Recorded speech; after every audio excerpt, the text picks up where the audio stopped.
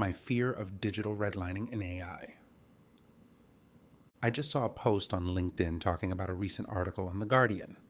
The article talked about musical artists signing an open letter to halt some of the AI progress in creative spaces.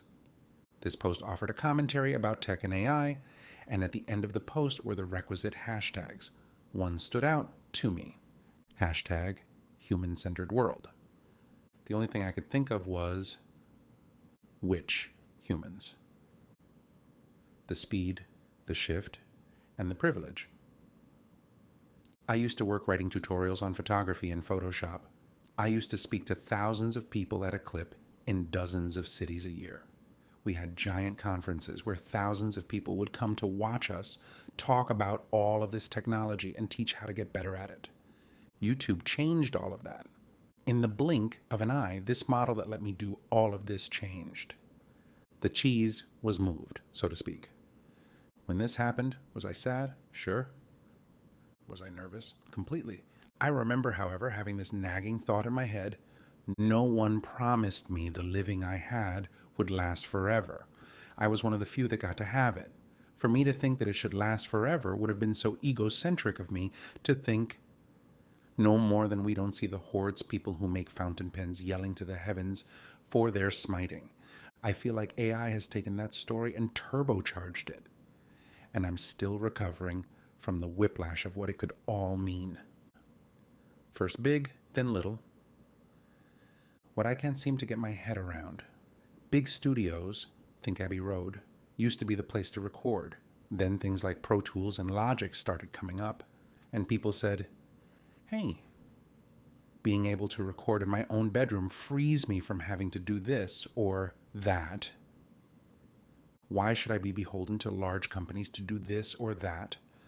The rise of folks like Billie Eilish, who undeniably have an incredible amount of talent, was largely created on the advancements of technology that allowed her and Phineas to create from their bedroom.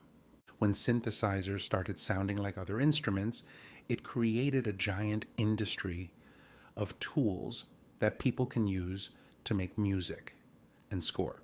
You can use native instruments to make orchestral arrangements and intense electronic music.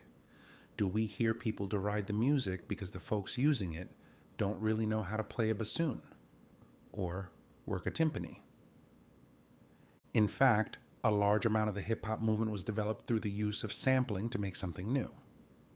Nicki Minaj herself has a song that samples Cyndi Lauper. Yet are we supposed to cry foul because an artist didn't come up with their own riff or jingle? In fact, there are tons of artists that rely on the work of others, and you would never know it unless you read the liner notes.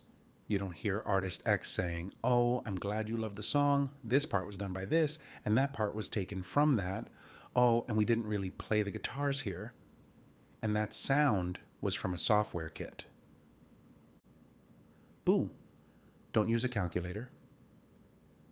We don't deride folks for using a calculator instead of an abacus, nor do we sneer at folks using a GPS instead of reading a Rand McNally map. But there seems to be a large movement that argues that things like Suno, Midjourney, OpenAI, and stuff are soulless. Aren't they supposed to be?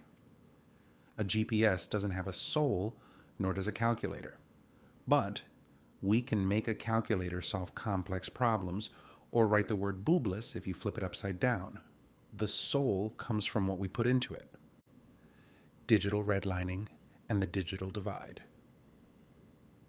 Last night, I spoke with a bunch of Black entrepreneurs from the city of Syracuse as part of an event called Black Media Mogul Maker, hosted by Sean Brannigan and Daniela Molta at the SI Newhouse School of Public Communications at Syracuse University. I was so excited to meet with people in the local community to talk about how to leverage technology to share their ideas and initiatives. This got me talking to the group about AI and what can be used to help their message. While some were aware of some of the tech, many were completely unaware of it. My child goes to a private school. My wife teaches at it. At that school, they have a PhD that's focusing on teaching a class about and using AI. While that's great, I wonder how many schools on the other side of the divide will even have that opportunity. As it is, So many of these schools across the US suffer from shoring up digital literacy to begin with.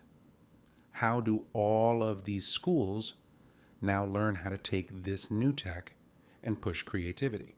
I was driving home with my daughter when I asked, what if the next Billie Eilish, the next Nicki Minaj, or the next Picasso sat in some of these school districts on the other side of the divide and were locked out of all of this participation simply because they could not afford a laptop strong enough to run Logic, or a keyboard to run samples, or a paintbrush and a canvas? While we love to talk about the power of perseverance and determination to move up, there is always that silent A that sits in DEIA, access. And I feel like things like OpenAI, Midjourney, Suno, and all of the multitude of other AI systems that are coming up sit so far out of the reach of certain populations that it feels like a new digital redlining. Everyone gets to enjoy the benefits of this new technology or gets to rail against how it will disintermediate. But they are so many that will never even be a part of either of those conversations. While yes, I am still fearful of all of this AI stuff. The younger me that sat in the South Bronx that never got a chance to learn the things that the older me is learning. That kid would want someone asking these questions. Even if I still am so hazy as to what the answers could be,